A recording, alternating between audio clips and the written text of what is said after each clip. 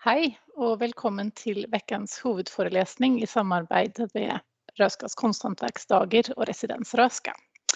Jag heter Nina Due och jag jobbar på Röhsska museet och det är min glädje att introducera er till årets stipendiat för Residens Röhsska, nämligen textilkonstnären Kiyoshi Yamamoto som står för dagens föreläsning. Kiyoshi Yamamoto är upprinnelig från Brasilien och är verksam i Bergen i Norge. Han har utbildning från Bergen School of Art and Design, Escola de Bellas Artes i Rio de Janeiro och St. Martin's School of Design i London. Kiyoshi är också universitetslektor med inriktning i färgvalg vid Fakultet för konst, musik och design vid Universitetet i Bergen. Man kan säga att Kiyoshi är gränsöverskridande i sina verk som både förenar och utmanar traditionella konstarenor och metoder. Och som konstnär är han kanske mest känd för sina arbeten med textilier. Med sina fargekompositioner, sina sidenmålningar och materiell fetischism formar han vår upplevelse både skulpturalt och arkitektonisk. Genom en serie utställningar på flera av Norges ledande gallerier har han utmärkt sig som en banebrytande konstnär i ett landskap mellan det materialbaserade föremål via bildkonst, grafik, för dekorationer eller installationer och också performance.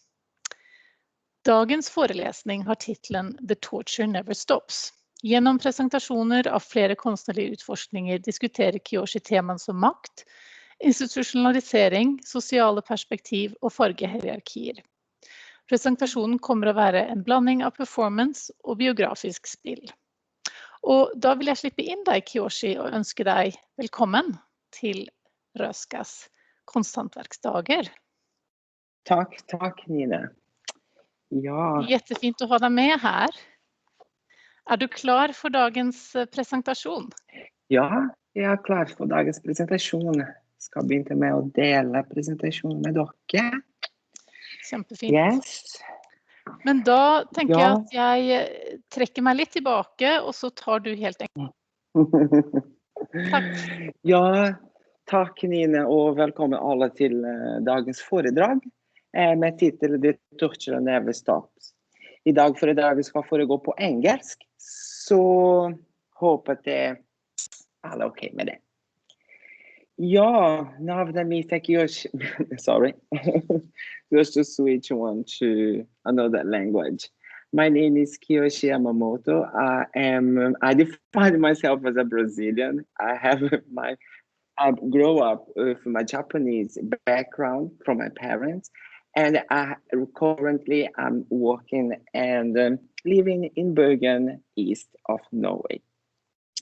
Today I'm gonna introduce you to a series of projects that I have lately been exhibiting in galleries in Norway, and also part of the project I have been realizing and maybe as a begin of a new research in collaboration with the Residens project at Röhsska Museum.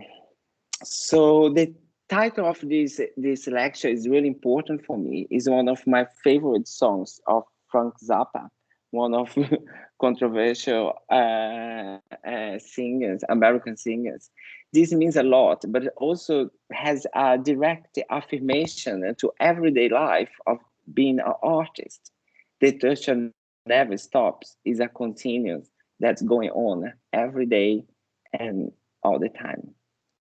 Before I begin showing my work, I would like to thank you, Röhsska, for the invitation, IASPIS for the collaboration, and that has been making this residency project available for me.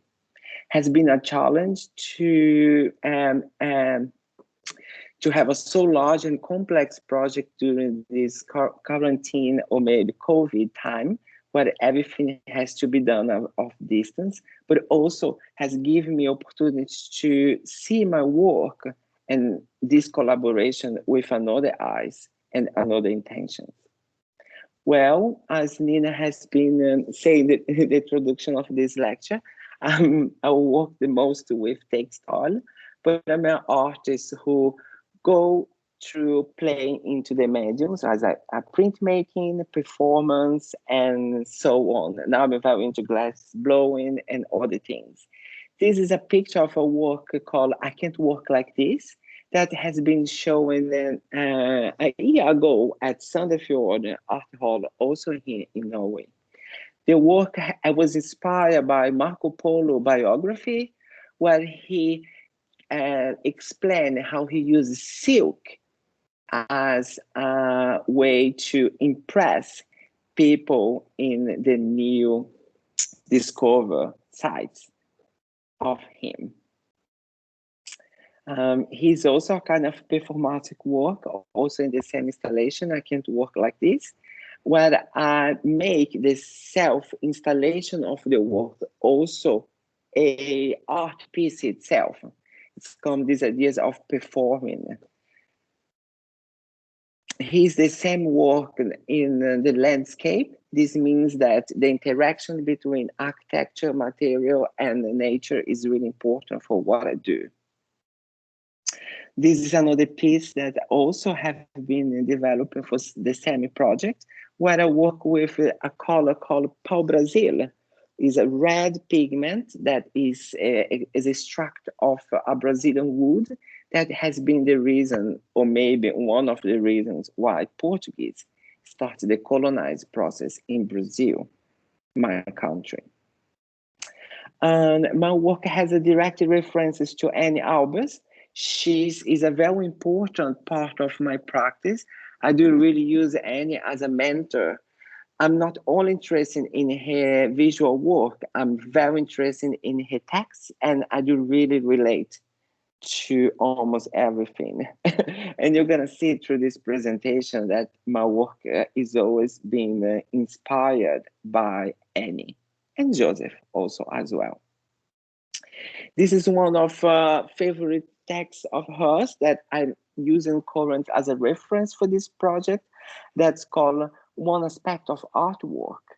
This is a text wrote in 1944, right in the end of the Second World War. And I do really feel that this really relates to today's situations, or what we are living right now. And just to affirm and repeat a sentence of this text where she say, intuition save us examination. Just say this. I'm going to start with a project done in 2018. It was a commission work for Galleria Ram in Oslo, and it's called Passive Aggressive. The work started from one trip of mine to Amazonas, where I was really into to discover and to learn new traditions and new materials, and also get better to know my own country. In the middle of the Amazonas, I found this. This is a large pool of waste from extraction, from refining of aluminium, from an original company called Hydro. So you know that every time we buy new aluminum pieces, like a new iPhone or a new computer, this shopping of yours has been contributed for make this pool of waste larger. To this project and this trip, and for my surprise, I found out that a lot of the components made for extraction and refine of aluminium is also used in the textile industry for fixing and for dyes. I also got to take some of those leftovers water with me to my studio and transform them in color. Those colors has been a very important element for the building and the composition of the work itself. From those colors, I start developing a whole new process on how to use textiles as a way of manifestation, but also as a key for activism. I do not define myself as an activist because I do not give the luxuries of my daily life for any cause. But yes, I'm very concerned what happened with the nature and with our surroundings. This is a lovely mountain in a fjord in Norway, in a place called Vevrin, Sognefjord, where it's going to be a new mine extraction for white pigment. You maybe wonder why we're going to destroy this mountain and maybe pollute that fjord only for white pigment. It's because we demand white toothpaste because we like bleach products and because white has been always the top of the hierarchy.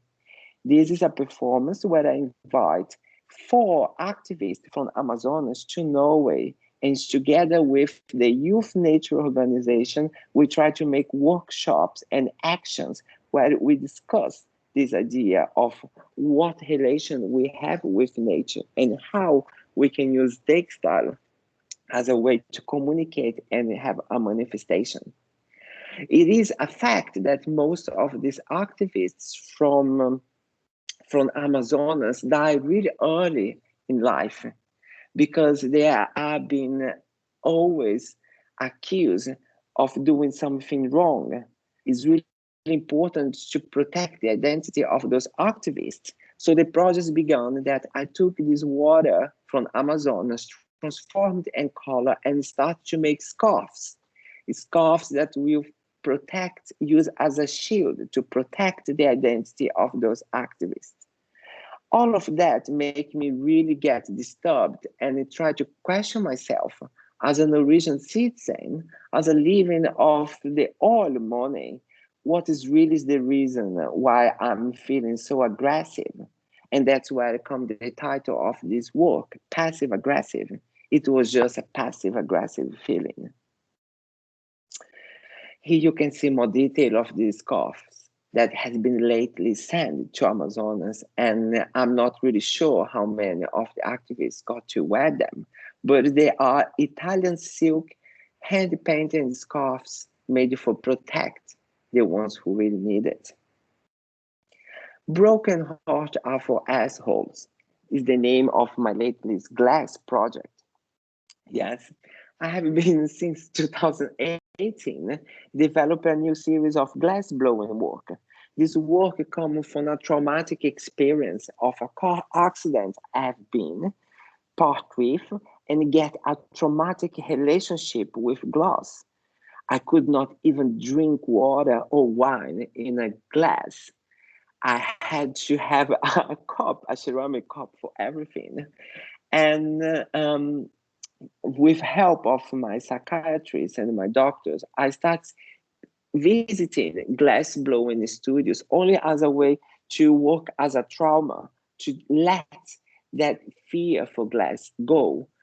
And for visiting those glass blowing studio, I started to make my own pieces, and this developed a whole new body of work where I work the traumatic of experience, letting something go.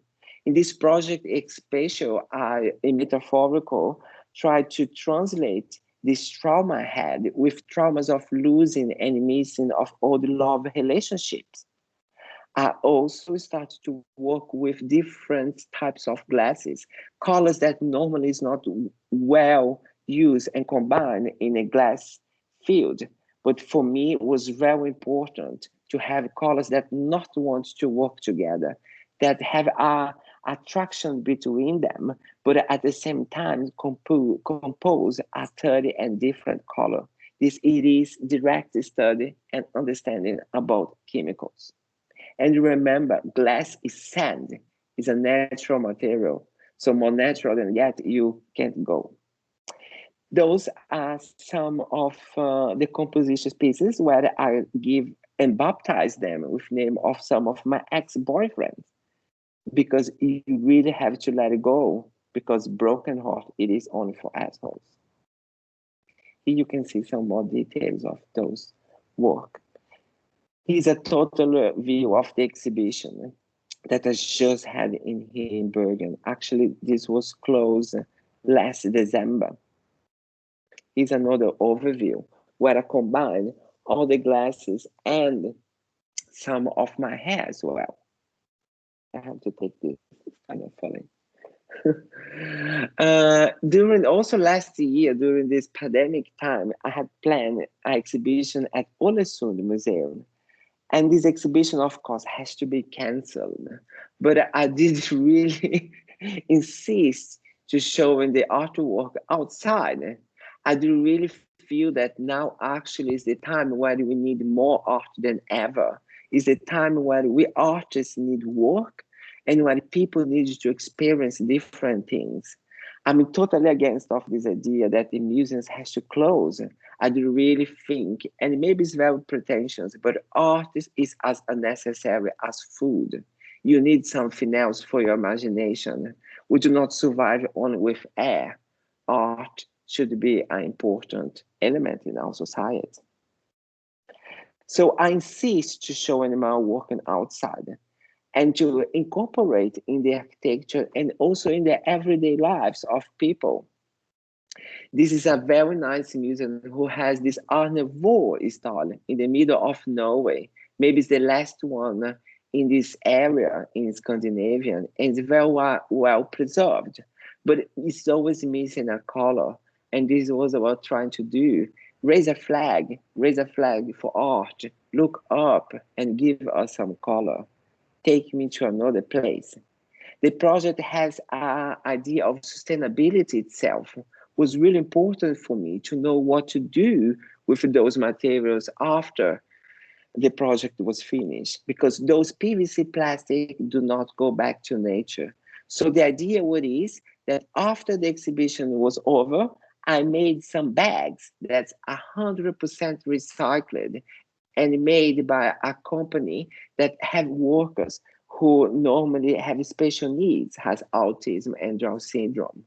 So this project completes the whole cycle, being a bag where you care something in your life. You are probably wondering why I'm here. This is another project that has just ended up this January. The project was realized at Gamle Prestegård, a very well prestigious gallery in Norway, in south of Norway.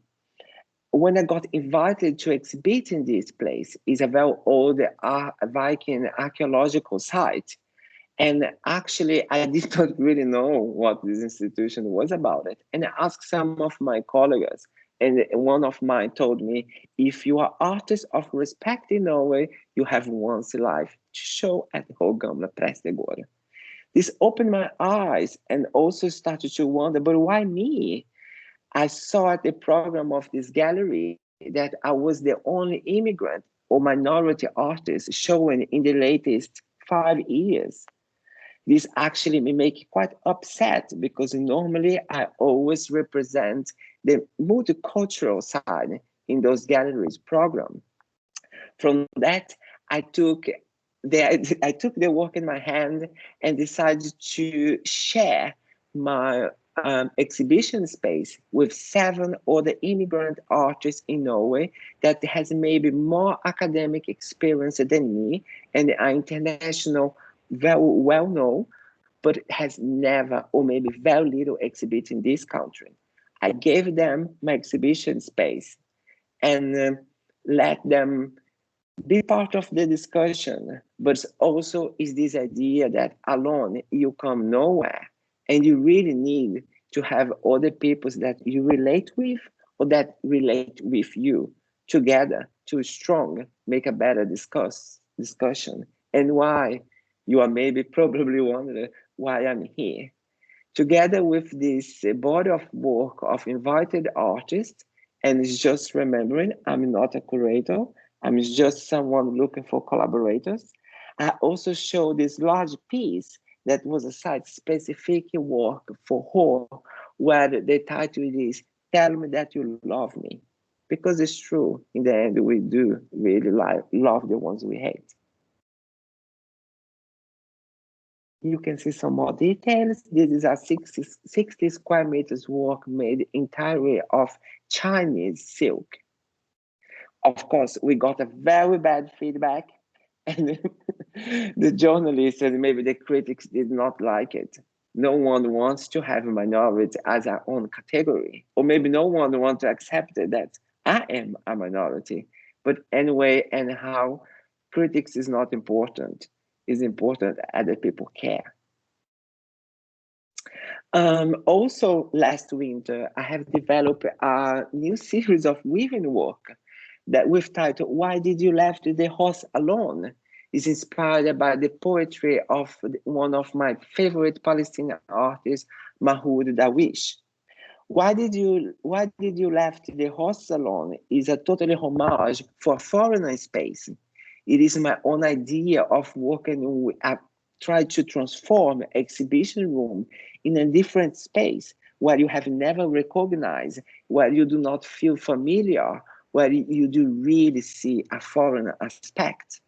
This took me direct to the Palestinian keffiyeh factory, Habawi. That's the last textile factory in Palestine. And in this crisis time, where everyone is closing and all the business are going wrong, was important for me to support a factory or a production that actually means something.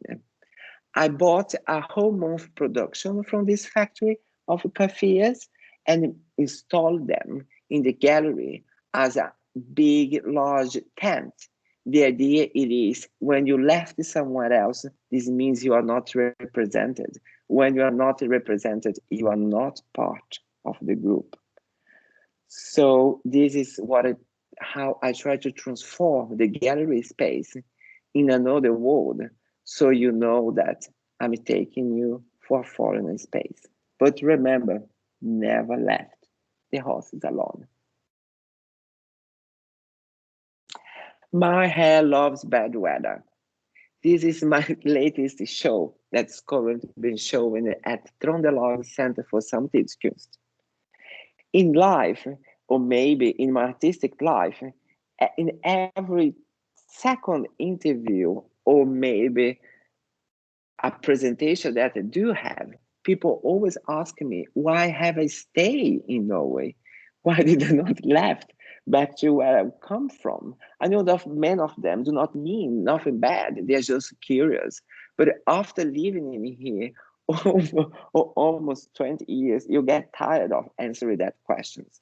So my hair loves bad weather. It is my out response, but also a protection mechanism where I just say that to people, well, I stayed because my hair loves bad weather.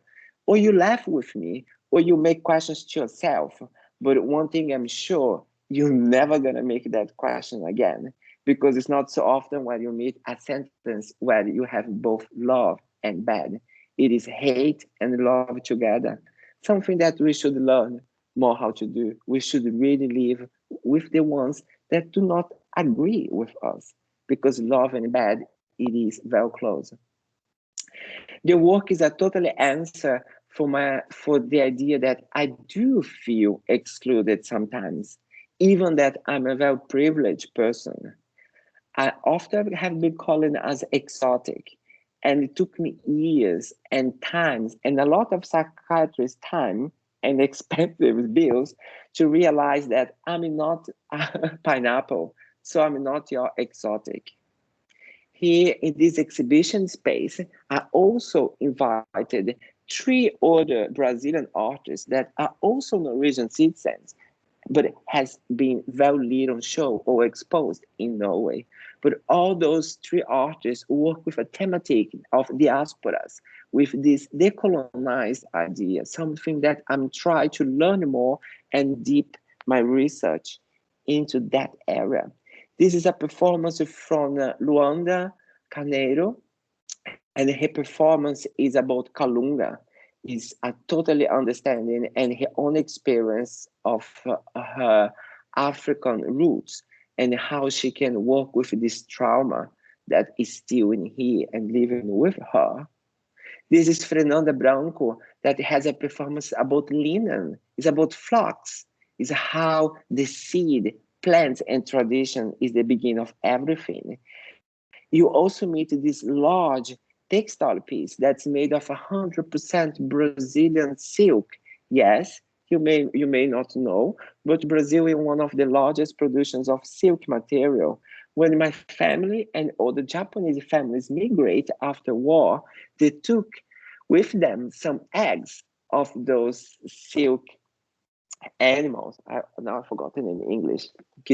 Please forgive me. I have been writing a lot about this. But anyway, this has been making a large production of silk in Brazil. It is the only production of this material outside of Asia.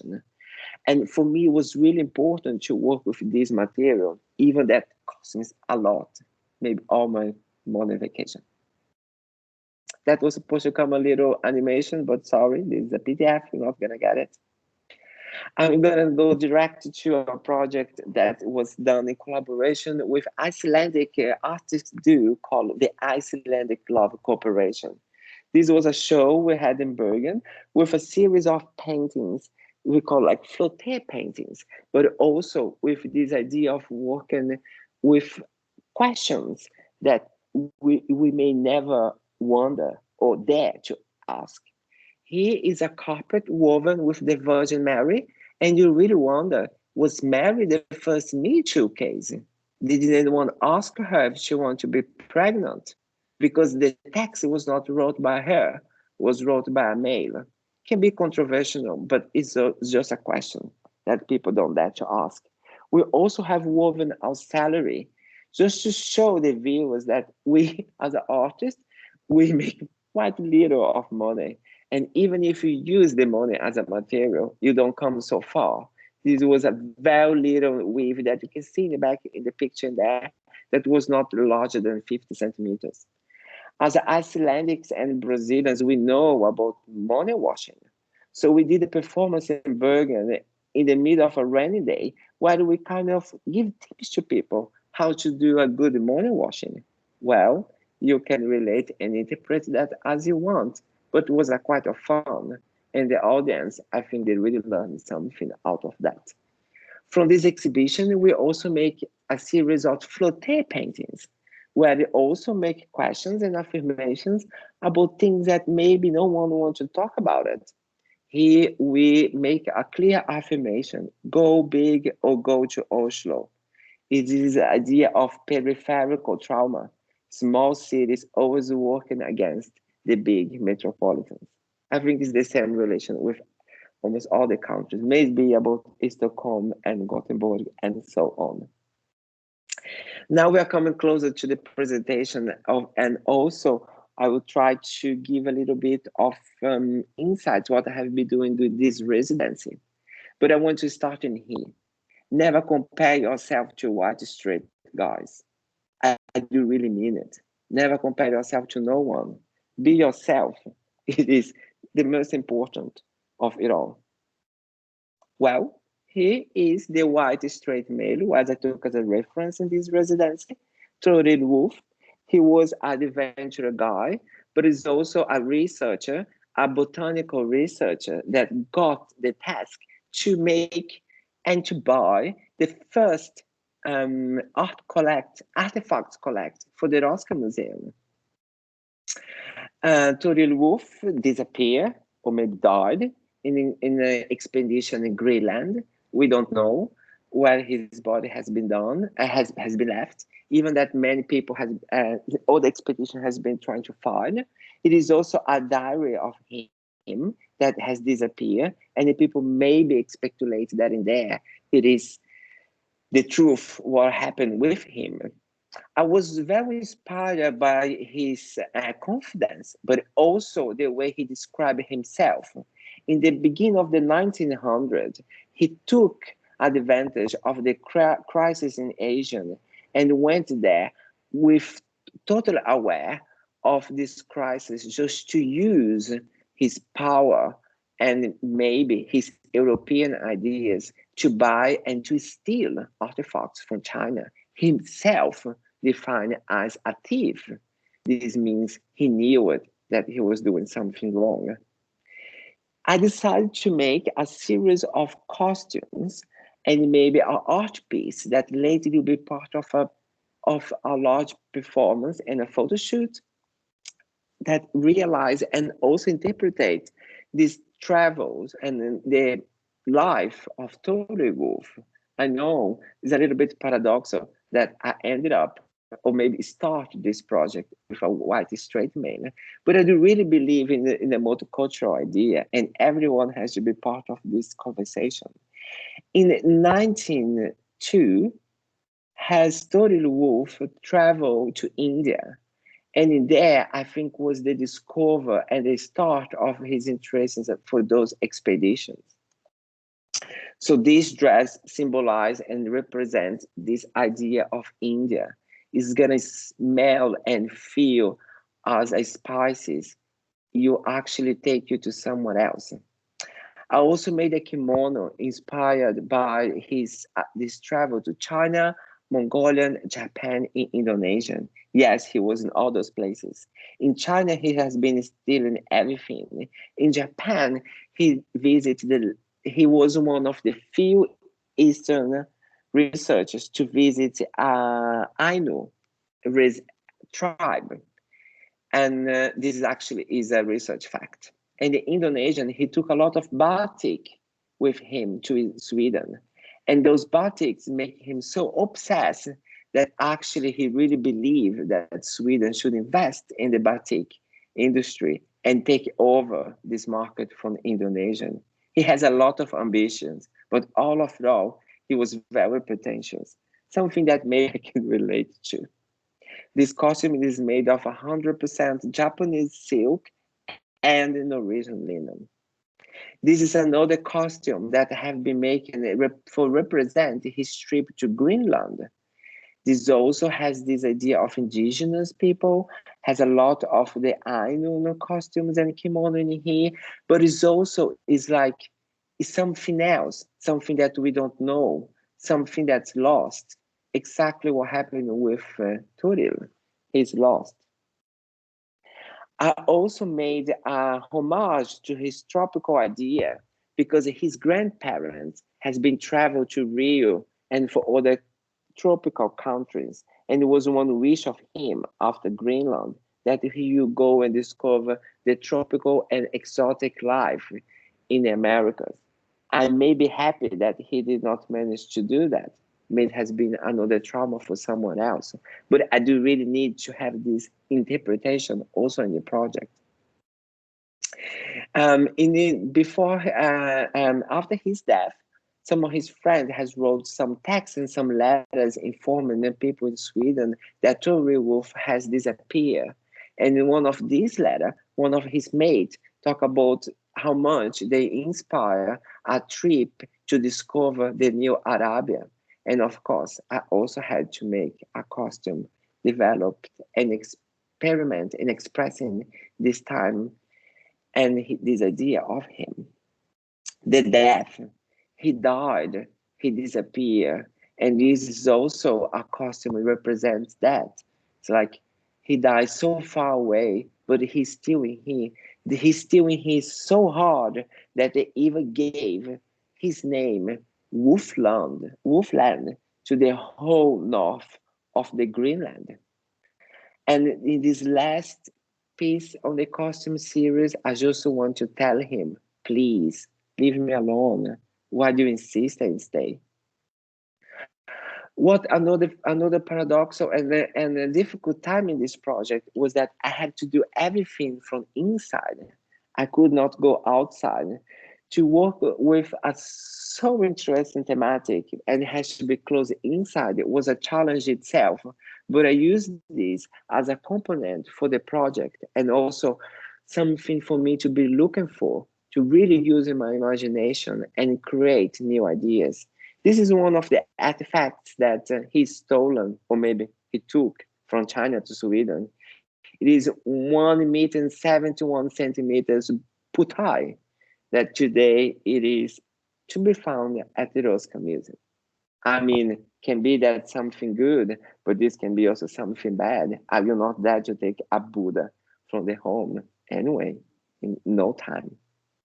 I also developed a series of masks, and those masks have been made with leftovers of the carnival in Rio. Those masks, it is symbolizing this idea that you can change, and you can change your mean, what you mean, and you can change your personality, and you can be whatever you want in the circumstance you need, because this is what all the smart people, or maybe the white straight males, has always been done. This project, this idea of making masks is not something new for me. It is actually was the start of a project collaboration with the Kunsthall Oslo, where they challenged me to make a whole body of work for children and youth. Of course, my first answer was no, because I did not understand the task itself. But I'm very thankful that they pushed me to do this piece, because today I know how important it is to be playful, to build fantasy, but also to be one more thing than yourself. I made some masks, some really loud masks that you can find at the Yamamoto Hall at Röhsskas right now. And those masks represent this idea of stealing, of taking things from people. So are you maybe a discreet stealer? Maybe you are a nice robber person. Maybe you are like a very flirt criminal. Or maybe you are just a very elegant. Well, you can be anything. But all of that you can find at Yamamoto Hall. Yamamoto Hall is also a direct initiative that have been done have been doing during this residency. Is like working with this power structure in large institutions like in Röhsskas. It's like my name, as an artist, Brazilian, and a person of yellow skin, I don't think that my name will never be in the top of nowhere. So maybe this was my only chance to have my name as important or representing something. So of course I had to play with that. And I'm very thankful that Röhsskas went for it and actually make big, really, really big. Another part of this project that I was very inspired by those Easter mosaics. I could not imagine that those Babylonic work, so colorful and so powerful, are placed in Gothenburg, in Sweden. The whole history of how they're coming there is quite interesting, but it's also absurd. So from that, I started to making printmakings. I really tried to go into how this Babylonic artifact has ended up in Sweden, but also how much inspired people everywhere in the world. You can find these Babylonic mosaics in all forms, even in virtual life. You can also buy them as a poster and animation. Is really interesting. And here's my own understanding of those mosaics. I made a series of printmaking with silver and gold leaves, and it's gonna be shown at Kunstnerforening in Norway from the 1st of June. I also went crazy and make a lot of batik. I tried to do what Tori Wolf was trying to make the Swedish do. Let's make everything batik. All those batik will be part of performance that I'm doing for a gay icon in Norway called Kim Frilla. This you can see in maybe probably in the gay pride in Bergen also now before this summer. You can see also more pictures. The last part of this project has been the proposal. That's this sketchbook. It's a sketchbook that I have been printed, and together with Röhsskas, we have been trying to send it to art students around Sweden. I also heard that some people in Paris or in France and outside Sweden has been asking for it. But it's the idea, the proposal. We need to sketch more. Sketch is something very important. It is a freedom. A sketch has no need of a final result. A sketch is between line of interpretation and fantasy. A sketch gives us hope, but it's also this appealing and this need that we have to sketch our future, because this difficult time is gonna pass, but we really need to build our future. We all know what is right and what is wrong.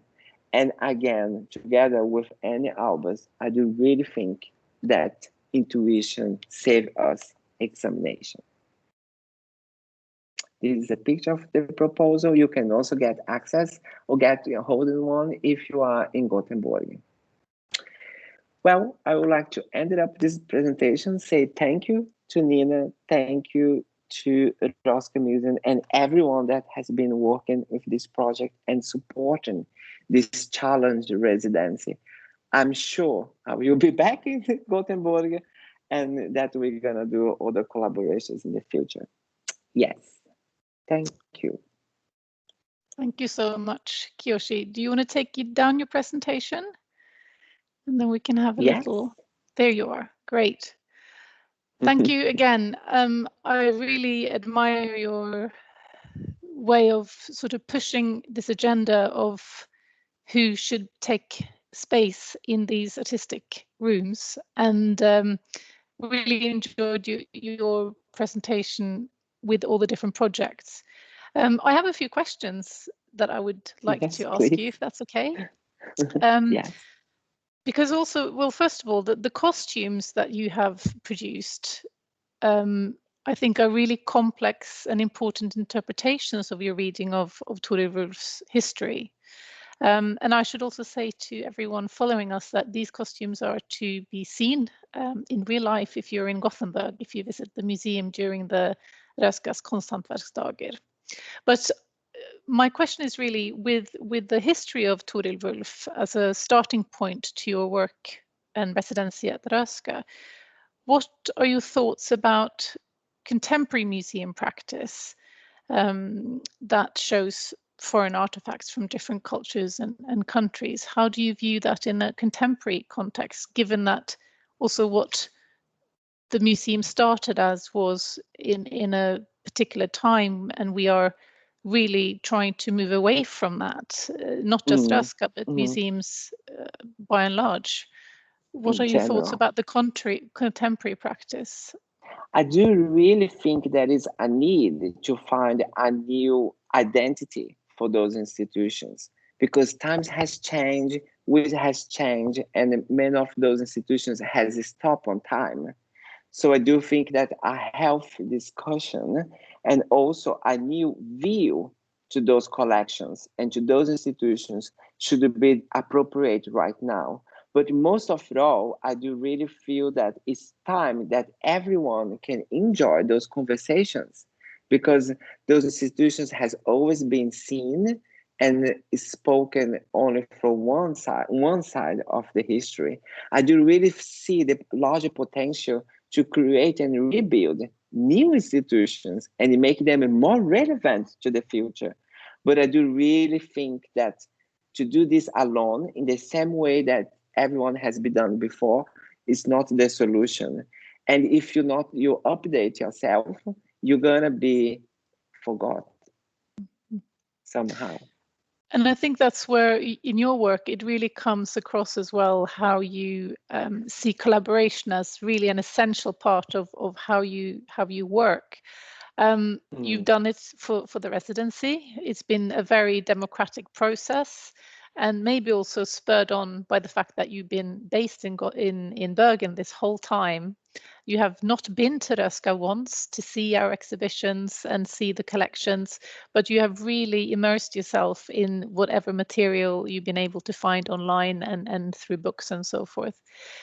But more generally, in the way that you approach your projects, could you tell us a little bit about the process you apply when you invite people in to take part of your art and your process? I do genuinely like people. I do feel that I get richer when I know new people, and I feel that my life is always better when I learn things from people.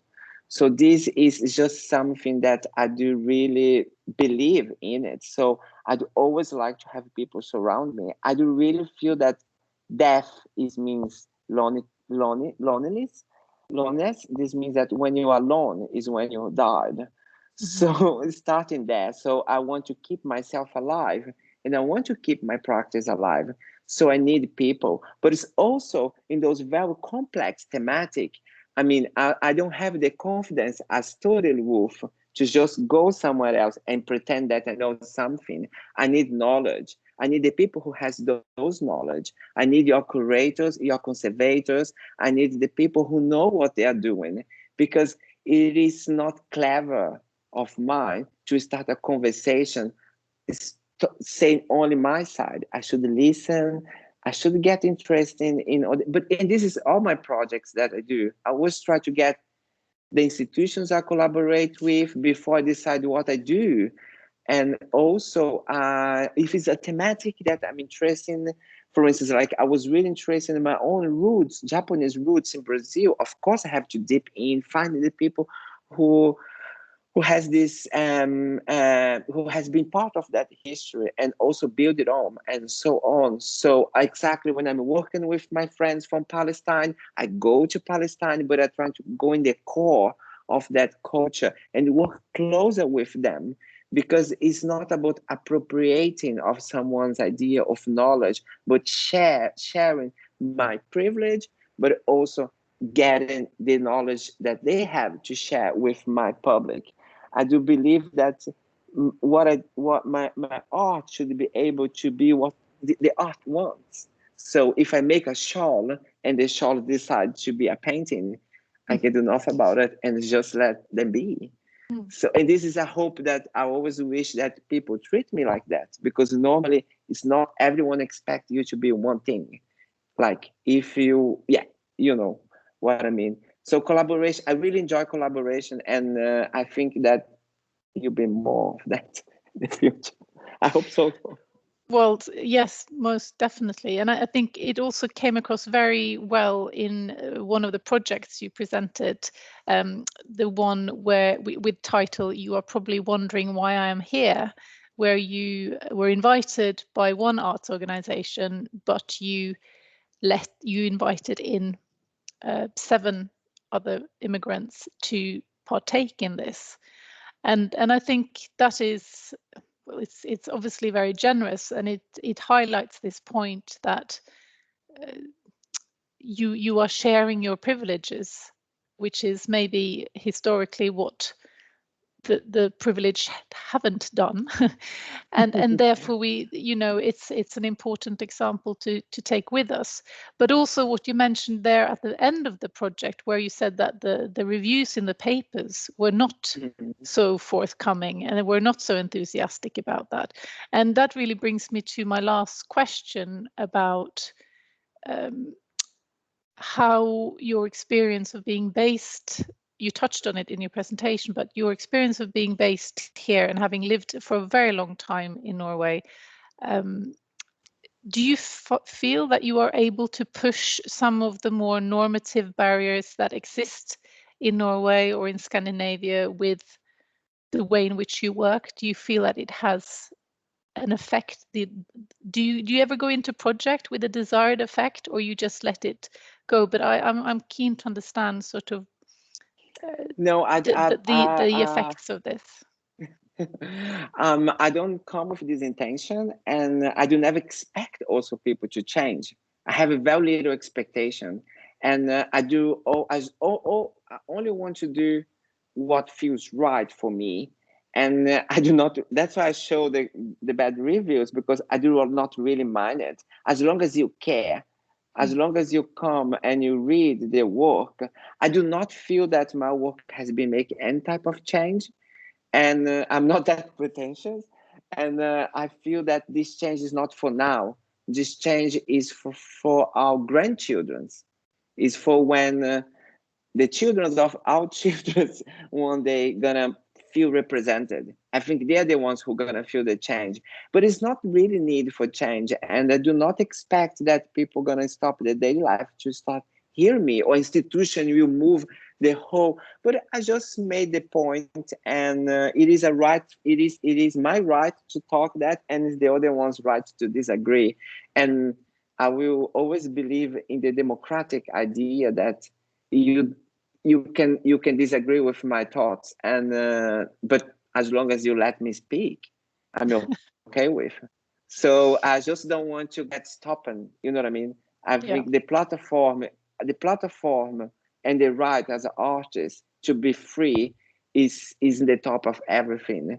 What else happened in the sides is just part of the history. But of course, I have a hope that one day I don't need to have those projects, and that my grandchild do not need even to think about that. Well, I'm very happy that you came to talk to us, and I know that a lot of our colleagues and viewers are too. So thank you so much, Kiyoshi. And for everyone else watching us here, just to remind you that we have Röhsskas konsthantverksdagar on now from Thursday the 6th of May till Sunday the 9th of May, which you're very welcome to view, but the residency is still on, and therefore we, sorry, I'm just trying to make sure here we're in focus. Yes, so the residency is available till the 16th of May, and you're all very welcome to come to the museum, of those of you who are in Gothenburg, but also to remind you to follow us on Instagram and on our homepage, where a lot of Kiyoshi Yamamoto's work is also being shown and uploaded as the residency goes on. So with that, I thank you all for listening, and stay tuned and welcome back. Thank you.